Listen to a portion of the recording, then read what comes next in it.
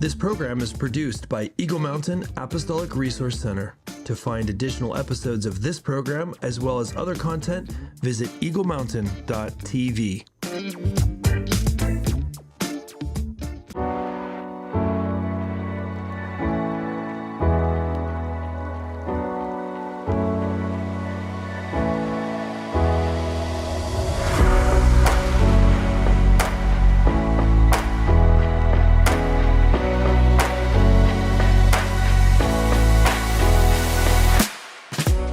Hey everyone, welcome back to God Designed Living. I'm Chris Behnke and I'm thrilled to have you join me today as we continue our journey of discovering how to live authentically according to God's unique design for each one of us. In our last episode, we explored the driver NEXUS type, those natural leaders who propel us forward with their vision and determination. Today we're shifting gears and we're going to look at a different NEXUS type, the influencer. Whether you're primarily an influencer or not, or you even know, or if you're just simply curious about how all this works, I invite you to settle in as we unpack what this means to be an influencer, the incredible impact they can have, and how they navigate challenges unique to their design. Let's begin with the traits of an influencer. Influencers are the heartbeats in our communities. They're the ones who light up a room just by entering it.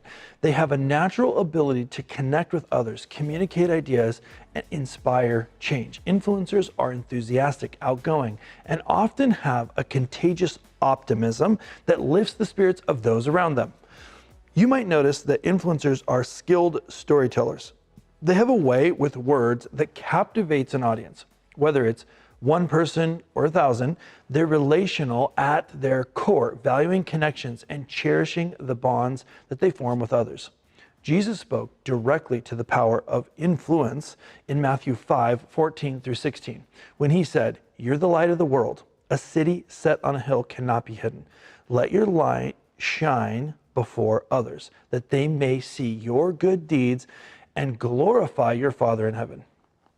Influencers embody this call by shining brightly in their spheres, drawing others towards hope, encouragement, and transformation.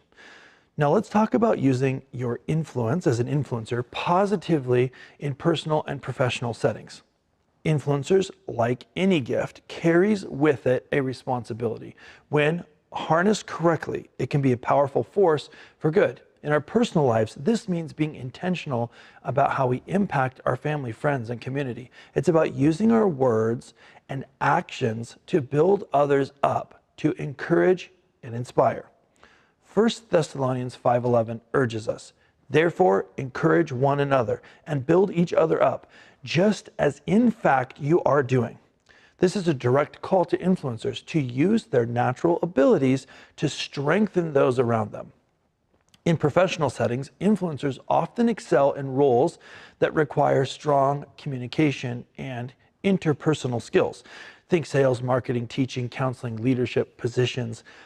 Their ability to connect with people makes them effective in motivating teams, driving initiatives, and fostering collaborative environments. But it's not just about charisma or being the center of attention. True influence from an influencer is about serving others, guiding them towards positive outcomes, helping them see possibilities they might have missed. Let's consider some practical ways influencers can use their gift, their type, positively. Number one, active listening. While influencers are great at speaking, it's equally important to listen. By truly hearing others, you validate their experiences and build deeper connections. Encouragement. Make it a habit to speak life into others. A timely word of encouragement can make all of the difference in someone's day, or even their life. Number three, authenticity. Be genuine in your interactions. People are drawn to authenticity, and it's through being real that you can have the most profound impact. Mentorship. Use your influence to guide and mentor others, especially those who are younger or less experienced. Now, it's important to acknowledge that being an influencer comes with its own set of challenges. Awareness of these can help us navigate them effectively. One common challenge is the temptation to seek approval from others. Influencers, because of their relational nature, can sometimes place too much value on how they're perceived. This can lead to a fear of rejection or a tendency to avoid conflict, even when it's necessary. Proverbs 18:21 reminds us, the tongue has the power of life and death, and those who love it will eat its fruit. This highlights the immense power of our words for good and for harm. Influencers must be mindful of using their words responsibly, ensuring they align with truth and love. Another challenge is the potential for spreading oneself too thin. With a natural inclination to engage and say yes to opportunities, influencers might find themselves overcommitted, leading to burnout or a lack of depth in relationships and projects. So how do influencers overcome these challenges?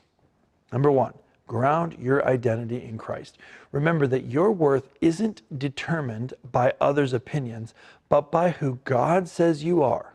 When your identity is secure in Him, you're free from the need for constant approval. Number two, practice discernment. Not every opportunity requires your yes. Seek God's guidance on where to invest your time and energy most effectively. Number three, embrace constructive feedback. Be open to input from trusted friends or mentors who can help you grow and navigate potential blind spots. Number four, set healthy boundaries. Understand your limits and prioritize self-care to maintain your well-being and effectiveness. Let me share a story to illustrate some of these points. I knew an influencer named Sarah. She was the epitome of enthusiasm, always ready to help, always connecting with people. Sarah was involved in numerous ministries, social events, and community projects. People loved her energy and the way she made them feel seen, heard, and valued. However, Sarah began to feel overwhelmed. She realized that in her eagerness to be everywhere and help everyone, she was neglecting her own spiritual health and close relationships. She wasn't spending enough time with God, and her family felt the strain of her constant busyness. Recognizing this, Sarah took a step back. She sought God's guidance on where she should focus her efforts. By prioritizing and setting boundaries, she was able to pour into the areas where she could have the most significant impact without sacrificing her well-being. This not only rejuvenated her spirit, but also enhanced the quality of her relationships and the effectiveness of her influence. As we reflect on the role of influencers in our society, it's essential to remember the ultimate purpose for any of our influence. Our goal isn't to draw attention to ourselves, but to point others towards God. We're vessels through which His love, truth, and grace can flow to those around us. Practical steps for influencers to maximize their positive impact: stay connected to the source. Regularly spend time in prayer and in the Word to keep your heart aligned with God's heart. 2, use your platform, whatever it is, wisely. Whether it's social media, workplace, community groups, be intentional about the messages you share. Number 3, champion causes that reflect God's heart. Use your influence, your relationships to advocate for justice, compassion, and mercy. And foster community. Create spaces where people feel welcomed, valued, and encouraged to grow. For those of you who may not really be influencer as your primary type, understanding this stuff can help you appreciate the influencers who are in your life. They bring joy, connectivity, and encouragement by the way that they are wherever they go.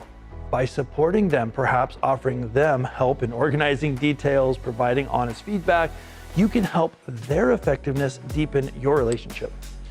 In closing, let's recap some points from today's video.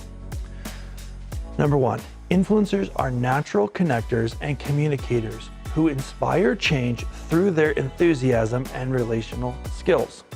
Number 2, they can use their influence positively by encouraging others, being authentic, and serving with humility. Number 3, challenges such as seeking approval, overcommitment, and other things like this can be overcome by grounding their identity in Christ, practicing discernment, and setting healthy boundaries. Remember, whether or not you have taken the NEXUS profile, recognizing and embracing your unique design is a journey worth pursuing. If you're interested in the NEXUS profile, it's available from our website for free and can offer deeper insights into how God has wired you. As always, my hope is that you continue to grow in understanding who God made you to be by living authentically in your design. You can not only experience greater fulfillment, but also become a catalyst for positive change in the world around you. Thank you for joining me today on God Designed Living. It's a privilege to walk alongside you in this journey. Until next time, stay true to your design, and may you continue to shine your light brightly for all to see. Don't forget to like, share, and subscribe so we can continue this journey together. I'd love to hear your thoughts and experiences. Feel free to leave a comment below. Reach out through our website. Let's support each other as we embrace our God-given designs and make a positive impact in our communities. Thanks.